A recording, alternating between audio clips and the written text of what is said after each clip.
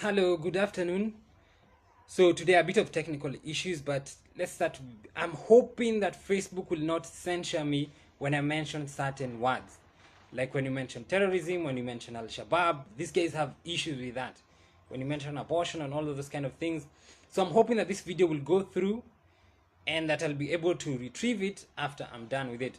So anyway, what I'm doing today is that Kenya experienced an attack. It was a very, very bad attack at 14 Riverside, right?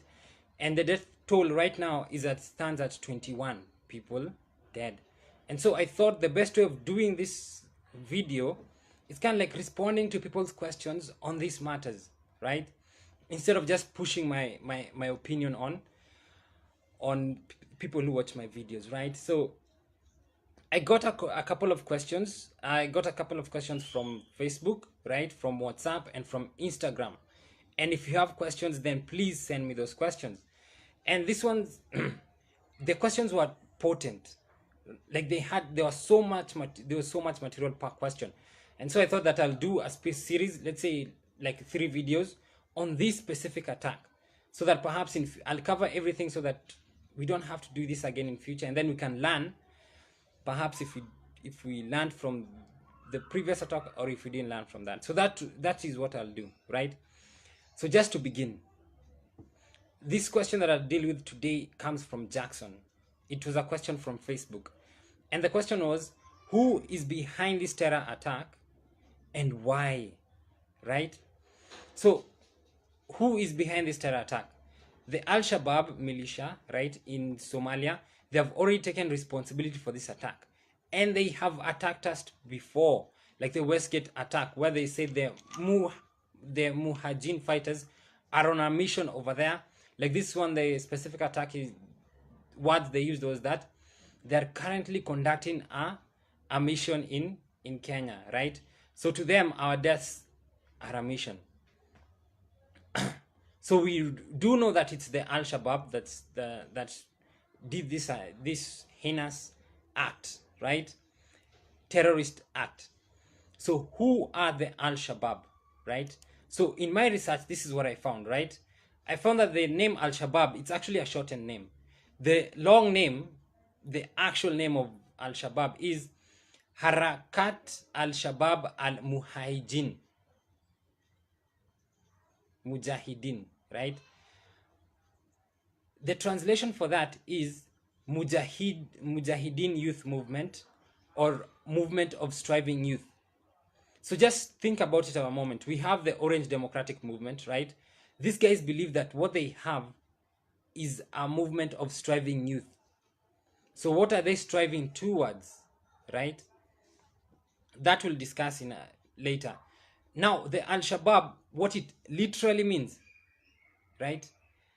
That shortened version, it means the youth or the youngsters. So these are the youth that are fighting against us based on the name, right? And it's a movement according to them. They are striving youth.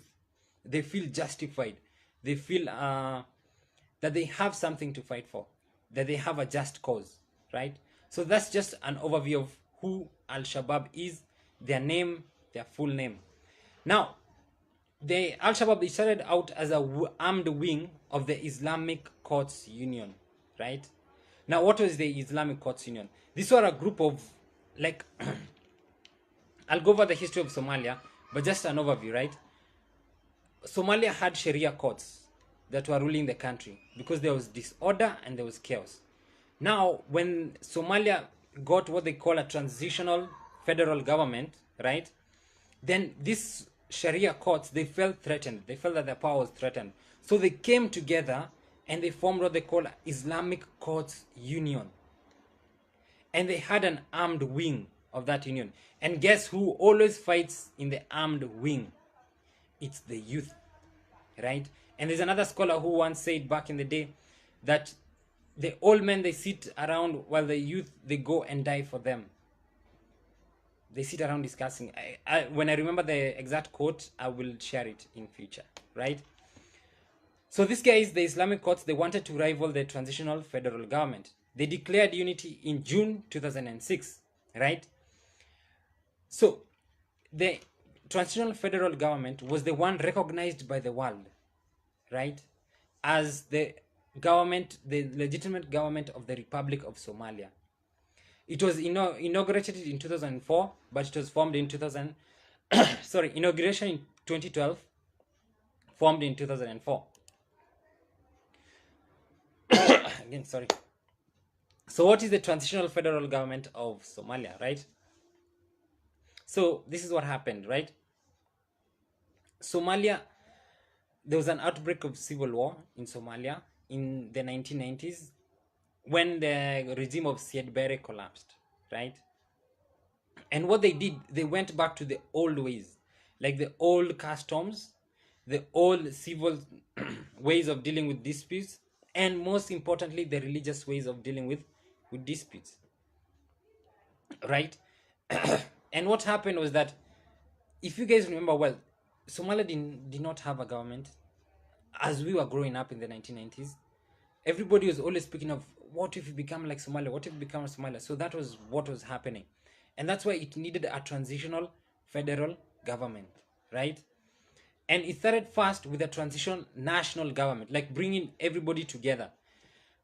That was established in 2000. But then they found out that perhaps a federal system would work better because we are so fragmented, right, that we need to give people some kind of autonomy so that they can rule themselves. So that's why when they came up with the transitional federal government. And in Kenya, you remember there was a debate on the Majimbo system, where we wanted each county now, or province at that time, to operate as a federal government. Nigeria, they have federal systems, and those they form into one kind of like Nigeria, the country. So these guys went for the federal system, right, instead of the transnational system that they had in 2000. They went for the federal one in 2004. And that transitional federal government, it inaugurated the federal government of Somalia in 2012. So anyway, I wanted to give a brief history of Somalia. This is a history of Somalia, just to give an overview of what really happened in that country and why they were so fragmented. So this guy, Said Barre, he's the guy that they overthrew in the 1990s, and that went to civil war, right? And that civil war, that chaos lasted throughout the 1990s until 2000. So this guy ruled from Somalia from 1969 to 1991.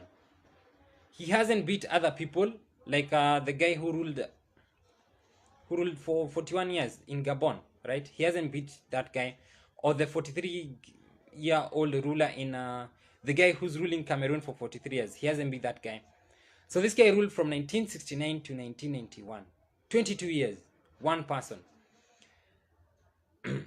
Somalia became independent in 1960, right? So what happened? During the 9 years, somebody else was ruling Somalia. But there was a lot of clan warfare, a lot of trouble in Somalia, a lot of civil strife. So 2 coups were attempted. One of the coups was attempted by guys who were trained by the British, right? The other coup, I can't remember the guys who trained them. And so Said Barre, his coup, it finally succeeded. And they finally got rid of that guy who had ruled Somalia from 1960. And he got in. The creation of Somalia after independence was problematic from the start. Because 2 guys, there was the British Somaliland, which was on the upper part, like near the Red Sea. And then there was the Italian Somaliland, right? Which is close to our border, the Kenyan border. Now, the trouble is with the Italian Somaliland. And that's where the Islamic courts, they had their power and control. Most of the southern part. Shabaab, it has control for most of the southern part of Somalia, right? The British Somaliland is kind of like good, right? Because right now it's a self-declared country, independent country, right? Nobody recognizes it as a country, but it operates as a country on its own. Everybody recognizes it as an autonomous region of the Republic of Somalia, right? So it's kind of funny. Where there is peace, we don't recognize it as an independent country, right? But I'll show you how the international community operates in the other regions where there is a bit of turmoil and war. So the unification of Somalia, it was problematic from the start. Italian Somaliland and British Somaliland, different systems of taxation, different systems of administration, just a lot of differences. And they held a referendum to try and reconcile those differences. Remember, we held a referendum back in the day. A lot of like 2005 we had one, and then 2010 we had one, and 90% of the population in Somalia, they voted for this referendum to end these differences in governance, right? And now they had a unified system. And Kenya, we believe that right now our referendum was 2010 was the cure for our troubles.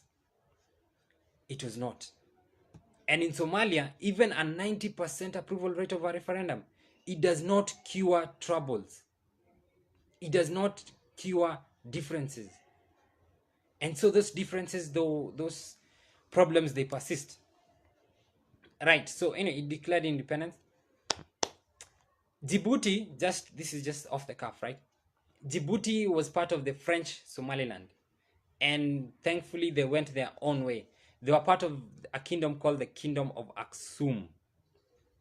It's a beautiful kingdom. I'll do something on that in future. But Djibouti, Somaliland, it's the French Somaliland, they saved themselves, right, from the chaos. And the British Somaliland, they're trying to save themselves from the chaos, but you're not recognizing them. We're trying to push them into the Republic of Somalia, where these troubles are coming from. So anyway, okay, so I've talked about that. 3 coups attempted, 1 coup succeeded, said Barre, right? So what did this guy do? He implemented like a one-party state in Somalia. Remember, we had a one-party state back in Kenya under the Moi regime, right? It became a de facto one-party state, Kenya. Previously, it was a de jure one-party state. So anyway, he implemented what we call a socialist state. The government will help you with everything, like we're trying to do to Kenya today. The government will help you in healthcare. The government will help you in education. The government will help you find a business. The government will help you in business, give you loans and everything. So that's what Said Barre tried to implement in Somalia. Like what we're trying to do right now. And we repeat these mistakes as if they work. So anyway, this is what did this guy do with the support of the Soviet Union. Actually, they were so supportive that Somalia was kind of like an extension of the Soviet Union. Like Cuba was an extension of the Soviet Union. So Somalia was reaching that level of closeness with the Soviet Union until 1976. And I'll speak about that in a minute. So this guy, he nationalized the banks and the industries in Somalia, right? Nationalization is kind of like taking them over and now controlling them and pushing them how you want them to be pushed. For example, like if you want the banks to give a certain rate of interest to the people, then you simply tell the banks do that because they are under you right now, right?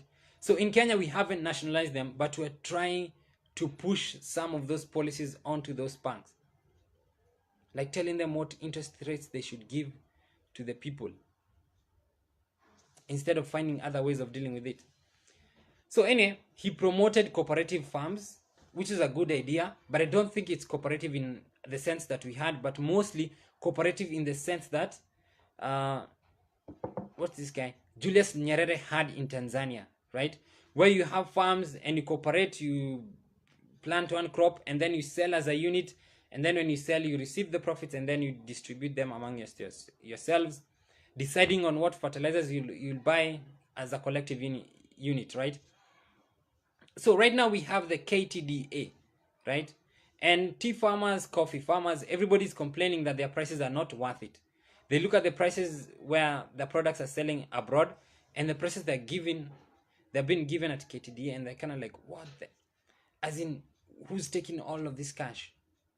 These things were implemented back in the day, and we still don't learn, as if new things, implementing them again or continuing them would actually work, right? So anyway, the cooperative farms, they fell, right? They didn't work. They didn't work at the end of the day. And when we have policies similar to those cooperative farms, they won't work, right? So anyway, let's go to another thing. He introduced a new system of writing for the Somali language. I'd love to see that system of writing. I'd love to see that system of writing. I've never seen it. I'd love to see it. And Said Bere, what he did was that he went for anti-tribalism. Now, here's the good thing about socialism. Like, if you check Tanzania mostly, like, the state is so powerful and it pushes so much, right, that there's no room for tribal kings and whatever to develop. So tribalism, it goes down. Sorry. And it goes down substantially. So, like, he dealt with clanism and tribalism in Somalia, and he did that very, very, very well. And in Tanzania, if you remember, Julius Nyerere, he actually dealt with tribalism and dealt with it very well. That's why it's very hard for you to hear people like tribalism in Tanzania, but it's very easy for you to hear about it in Kenya, because you went in a semi-capitalistic kind of system. Not capitalism, semi-capitalistic kind of system. But Somalia and Tanzania, they went full socialism at the start. In Tanzania, they call it Ujamaa. So this is what this guy did, right? Said Bare. And just to continue with Said Bare, just a bit, right? When these systems fail, when you do all of these things and they don't work, because they're never meant to work, right?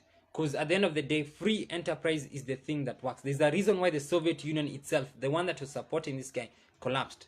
The one that was supporting Tanzania a bit collapsed, right? The one that was supporting Cuba collapsed. There's a reason why. These systems are collapsing all over the world, including right now in Venezuela, because they do not work. And when just we implement small bits of it to get votes, they still won't work. So when they don't work, people look for enemies. In Venezuela, the enemy is the United States, right? It could be an enemy, but to them, it's the enemy. When we go to like other countries, like the Arab countries, the US is the enemy and Israel is the enemy, right? So in Somalia, when these policies, he implemented them and they did not work, the enemy was Ethiopia. And it was time to organize the Great Somali Empire or something. The Greater Somaliland. To organize all Somalis under one outfit. Under Said Bare. Right? So anyway, what they did was that he started the Ogaden War with Ethiopia. That was in 1976. Now, remember, just to mention a bit, when Julius Caesar, when he had an epileptic attack in front of the senators and everybody, he felt ashamed, right? He felt bad. And his power, the power that they gave Caesar, his mystique, it went down. And so he decided to go to, Parthia, right? That's, let's say, like modern day Iran. And to start a war with the Parthians with Parthia, so that he could save face, so that he could remind people of how great a general he was. And before he went there, that's when they assassinated him, including Brutus, his friend. And hence the name a brute, being brutal. So anyway, this is what guys do when they feel weakened or when they feel that they cannot move further, right? So he started the Ogaden war with Ethiopia. Ogaden is a region in Ethiopia. It's the eastern portion of Ethiopia. And the inhabitants there are mostly Somalis. So he wanted to unite all Somalis under one umbrella. Remember, back in the day, Hitler also wanted to unite all Germans under one umbrella. Remember that Russia, it invaded Georgia because most of them are Russia, and it's claiming part of the Ukraine because most of them are Russians. And other eastern countries are afraid because they have Russian populations within them. That's just an overview of certain stuff. In Kenya, we remember that we had the Shifter War from 1963 to 1967. Because we took Jubaland from from Somalia, and we call it the Northern Frontier District, right? And guys right now are questioning, bloggers online are questioning, like Robert Alai and Abraham Mutai. They're questioning the loyalty of some of our Somali MPs, some of our Somali governors, some of our Somali MCAs. Are they loyal to Kenya or are they loyal to Somalia? Remember, the Shifter War was started in Kenya. It was fought by Kenyan Somalis. They wanted to be part of the Greater Somalia. That was in 1963 to 1967. 1976, this guy is fighting Ethiopia so that he can bring Ogaden into the ethnic Somalis in Ogaden into Somali, the Greater Somali. If you look at Aidan Duale's, Ahmed Nasir's accounts, most of the people, you'd find that there's a certain sentiment towards Somalia. So the fear is that, will this sentiment grow in future? So anyway, I've diverted a bit.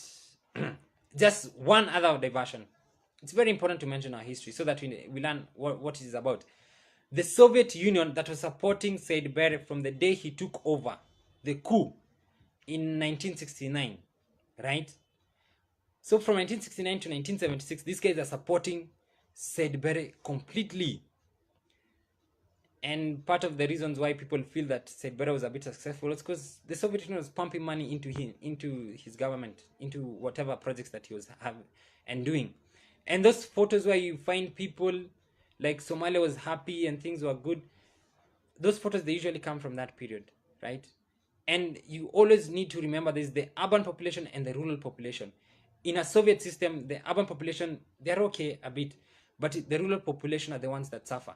And in the end, after you've used, it bubbles, it bursts, like the Soviet Union, it burst, right? So anyway, the Soviet Union supported these guys until 1976. Said Barre decided to go after Ethiopia. The Soviet Union did not approve of that, so they stopped supporting Somalia. Remember, the Soviet Union were the principal guys that helped Ethiopia defeat the Italians at the Battle of Adwa, because they supplied Ethiopia with arms. So these guys had a deep relationship with Ethiopia, right? And Said Barre was going after Ethiopia for no good reason other than bringing Somalians, taking over Ogaden, because it had Somalis. So anyway, the United States was supporting Ethiopia during that time when the Soviet Union was supporting Said Barre.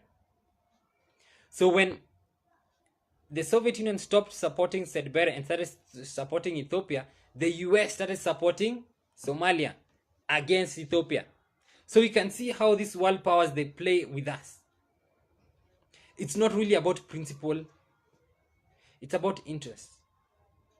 And we are countries fighting proxy wars for these guys. And there are always reasons to go to war. But at the end of the day, the guys who are sustaining that war, they are foreigners. The guys who are causing chaos in Gabon, they're the French. Right? So anyway, I just wanted to give that bit. It was very, very interesting. Like they shifted support. Just like that. So anyway, Ethiopia was losing the war badly. It was losing the war badly. But Cuba came through. Cuba, a satellite of the Soviet Union, it came through. And what did Cuba do? Like it brought 16,000 Cuban troops into Ethiopia. 16,000 Cuban troops. 1,000 Soviet advisors, they came to fight, to advise on strategies and all those kind of things. 2 brigades from South Yemen, they came to Ethiopia, right? And remember, anyway, Yemen is a Muslim country, but 2 brigades are coming from South Yemen, right? So again, it's not always about religion and about saving a country's. There's usually an element of power that's always at play. So anyway, Ethiopia won, right, after it got this massive support from these other countries, especially Russia. So this was the second time that Russia was saving Ethiopia from foreign aggression, right? So a third of the Somali army was killed, half of the Somali air force was destroyed, and guys were mad with Said Barre. They were really mad with this guy, and so they chased him out of the country, right? And he went to Nigeria. He died in Nigeria. When they chased Idi Amin out of Uganda, he went to Saudi Arabia and died over there. Why are these countries keeping these people over there? So anyway, that's just a brief history of Somalia, the chaos, the international intrigues, like the international powers, how they come into Somalia.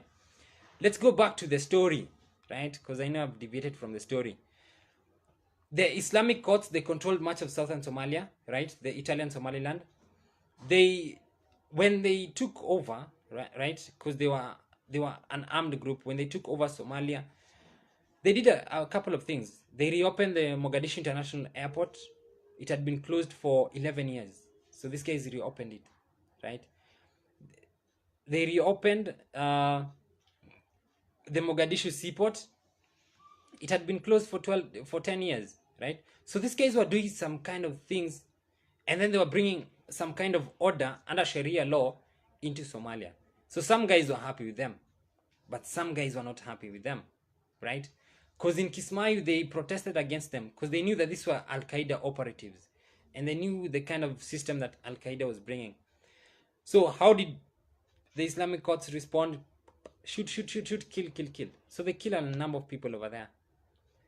And that's the problem of, yes, you can bring order, yes, you can do a couple of good things, but what happens when people disagree with you? What really happens when people disagree with you? Again, those people who argue for this idea of a benevolent dictator, you need to learn about these things, right? That they will kill when you disagree with them. They will oppress you when you disagree with them. There is no such thing as a benevolent dictator, especially in Africa. We need to get that idea out of our heads. And just look at what Magufuli is doing in Tanzania. He came about doing a lot of good things, but at the end of the day, he turned on his people, and he's still turning, right? I remember there was an incident where the Islamic courts were presiding over the stoning of a woman, and some guys thought that scene was so gruesome that they tried to stop it, and it ended up in a gunfight, right? So even initially, if you support these guys, these benevolent dictators, these guys who are bringing order in chaotic systems, you are the same person who will have to fight against them, because you'll see what they're doing and it'll be too much. And at certain times, they might be doing it against you. So anyway, international powers again. Eritrea supported the Islamic courts. Remember that the Islamic courts were against the transitional federal government of Somalia, the one that came after the transitional national government that was trying to bring order to Somalia after the 1990s, right? When Said Barre had been deposed and there's no order for a decade in Somalia. So Eritrea supported the Islamic courts. Ethiopia supported the transitional federal government. So again, two powers fighting against each other in Somalia. Ethiopia won. It drove most of the Islamic court supporters out of the cities in Somalia, major cities in Somalia, Kismayu and Mogadishu and all the others, right? So the hardline Islamic movements, they broke from the Islamic courts, right? Because the Islamic courts are now defeated. Nobody wants to stand with that defeated person or entity. And so they formed their own kind of groups. Al-Shabaab became its own group. And Hezbollah Islam became its own group. I think those were the two major groups to emerge from these guys. So these are the guys who are waging war upon Kenya. These are the guys responsible for the Riverside Attack, the Al-Shabaab guys. So I've answered the question, the first question, who are they? The second question, I will do some other time. Why do they fight? In this question, we'll go into Wahhabism, because nobody wants to speak about Wahhabism because they are afraid. We'll go into the teachings of Islam, because people are afraid of doing that, right? I'll do that just on the surface, and then we'll see why they fight. And we'll also see the power plays, because it's not really about, it's not just about religion. There's so many other things about it. So that's what we'll do. And thank you for watching. I'll see you guys some other time. Ask questions. Bye bye.